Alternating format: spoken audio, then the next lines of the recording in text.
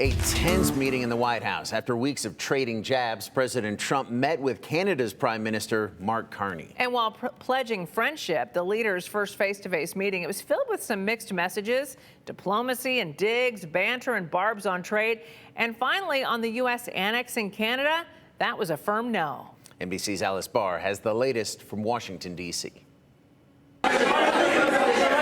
As President Trump sat down with Canada's new Prime Minister, trade tensions with friends. Regardless of anything, we're going to be friends with Canada. And competitors is in the spotlight with word that American and Chinese officials will begin negotiations in Switzerland on Friday. Treasury Secretary Scott Bessent to lead the talks. My sense is that this will be about de-escalation, not about the big trade deal. But we've got to de-escalate before we can move forward. The 145% tariff on Chinese imports into the U.S. is already forcing some prices up for American consumers. And officials at the Port of Los Angeles warn shortages could be coming soon. Overnight, a Chinese official saying, quote, "If it's a fight, we will fight to the end. If it's a talk, the door is open."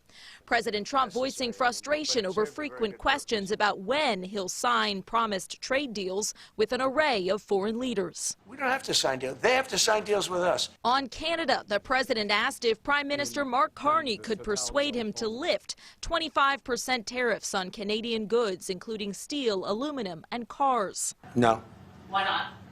Just the way it is. The two leaders sparring over President Trump's calls to make Canada the 51st state. I still believe that, but you know, takes two to tango, right? It would really be a wonderful marriage. As you know from real estate, there are some places that are never for sale. Never say never. Never say never. President Trump pushing boundaries in his quest to remake global trade. In Washington, Alice Barr, NBC News. More now on the trade war with China beginning to show real-world impacts as the executive director at the Port of Los Angeles says the number of cargo ships coming in from China is down more than a third. And that means consumers could start seeing product shortages and higher prices in about 5 to 7 weeks as companies run through those stockpiles.